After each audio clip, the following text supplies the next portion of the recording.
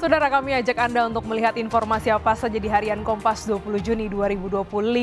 Kita lihat ada foto berita di halaman muka ini terkait dengan foto Presiden Republik Indonesia Prabowo Subianto bertemu dengan Presiden Rusia Vladimir Putin di Istana Konstantinovansky di Saint Petersburg, Rusia pada Kamis kemarin. Pertemuan yang berlangsung hangat dan bersahabat ini di tengah kedua negara memperingati 75 tahun hubungan diplomatik Indonesia-Rusia untuk memperkuat kerjasama yang saling menguntungkan.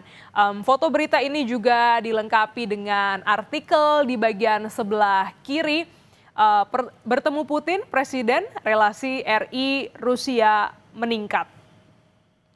Kita lihat juga bagaimana Presiden Prabowo Subianto bertemu dengan Presiden Rusia Vladimir Putin kemarin.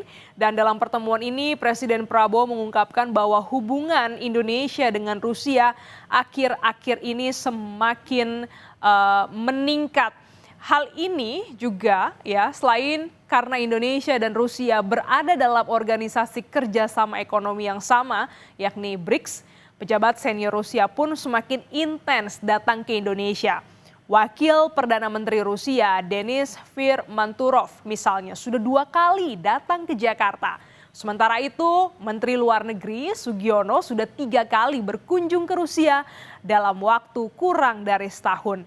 Banyak kemajuan di berbagai bidang, hubungan ekonomi kita membaik, kerjasama di banyak bidang dan perjanjian-perjanjian. Kita ikut serta dalam Eurasian Free Trade Area berjalan, Eurasian Free Trade Area berjalan dengan sangat baik, kata Prabowo Subianto. Ini menjadi sorotan juga bagaimana keakraban Prabowo Subianto dan Vladimir Putin yang direkam oleh media. Kita bergeser ke sebelah kanan. Judul besar yang diangkat harian Kompas hari ini terkait dengan konflik Israel dan Iran. Konflik memanas, WNI dievakuasi.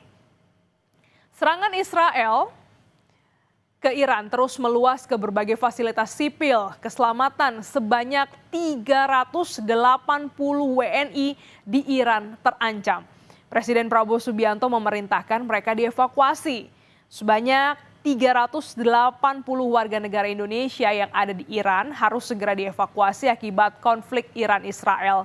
Kedutaan Besar Republik Indonesia di Teheran kini dalam status siaga 1.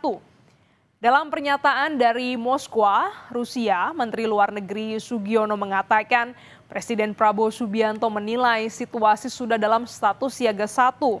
Oleh karena itu, evakuasi harus dilakukan. Perkembangan situasi yang terjadi saat ini, ada sekitar 380 warga negara Indonesia di Iran. Teheran dan kota lainnya dalam posisi tidak baik atau terancam.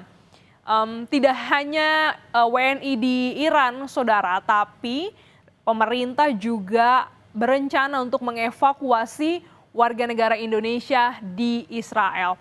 Kita lihat di bagian tengah, saudara, dampak konflik global, rupiah diperkirakan masih akan mengalami tekanan. Nilai tukar rupiah diperkirakan masih mengalami tekanan dalam jangka pendek akibat konflik geopolitik.